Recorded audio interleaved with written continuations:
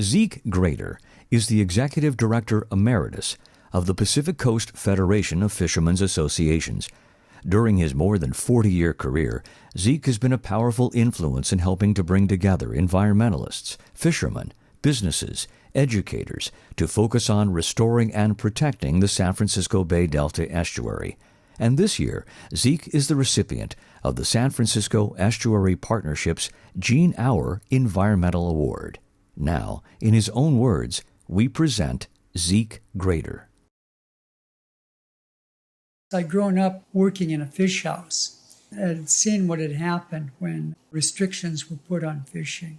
And not just so much restrictions, just what happened when something went wrong in the ecosystem. And all of a sudden people couldn't fish or there weren't any fish. And saying that, and also growing up in a political environment, our household, I think the three big things were fish, politics, and sports. I think largely because of my father's interest.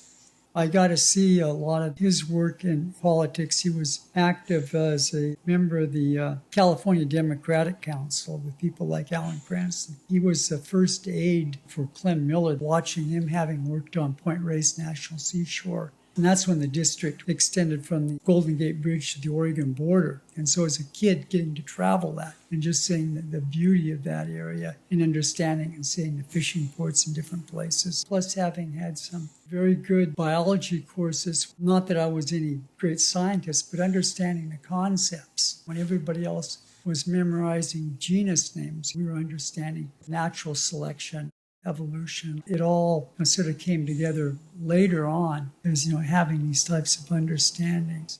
I think probably the big thing I've seen in the course of the last 40 years has been the working relationship that has developed between the fishing community, the conservation community, and even some in the business and farming community, looking ahead and understanding that we need to protect these resources. They're not just ours to squander, but there's something that we have to protect for future generations.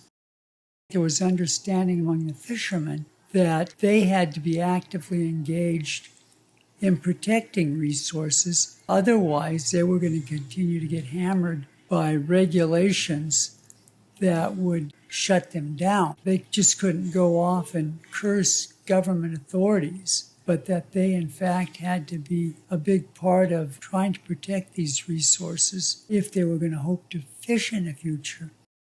Likewise, I saw among the environmental community a recognition that there was a need to embrace this blue-collar community that relied on these resources. It made for a powerful coalition because not just was this a group of Californians trying to protect their viewshed, but here was also Californians trying to protect sustainable livelihoods.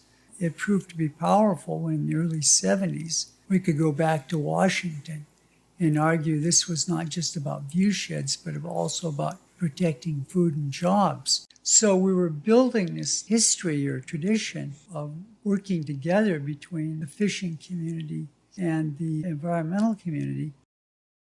I look at my board and I think, my God, this is probably the best time I ever had to kind of step down, because I think of some of them as being very strong, and I have a lot of faith in them. I think the environmental community right now is going through some changes, and I witnessed in our early days some very good and strong leadership that if we had not had, we couldn't have done these things. I think where we have to be next, or where the environmentalists need to be, is becoming more diverse. We haven't done a real good job of that, and I think that's something they're going through, of trying to find this new leadership, and they do need to find it. I look back and I think of the industries that are in fact sustainable or can be, and by this I mean fishing, agriculture, timber. Those are three that I think need to be closely tied in. Working with government, working with the enviros and others, because we need to ensure that we have those resources there for the future. And there's no reason why we can't if we carefully manage them. That's my big hope. I think the big priorities for the San Francisco Bay Delta estuary, and keep in mind it is all one big system from the rivers in the Sierra out to the Gulf of the Farallones, is that we keep in mind just what a precious resource this is, being the largest estuary on the west coast of the two Americas, and what it means as far as the resources that it generates.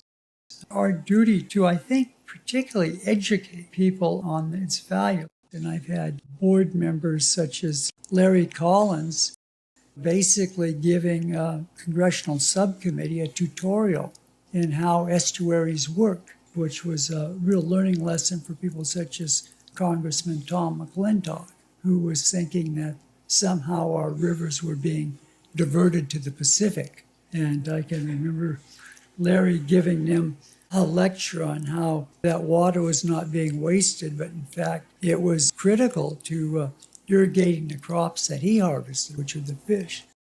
We need to be learning this in our schools. We need to remind people continually that this is an estuary, and what an estuary is.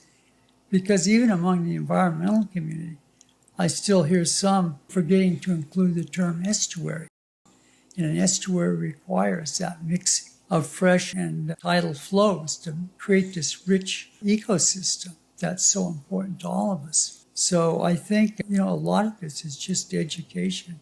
Just continue teaching kids, whether they're 6 or 7 years old or in college or members of Congress, that this is something that we need to be able to pass down to future generations, and how important it is for all of us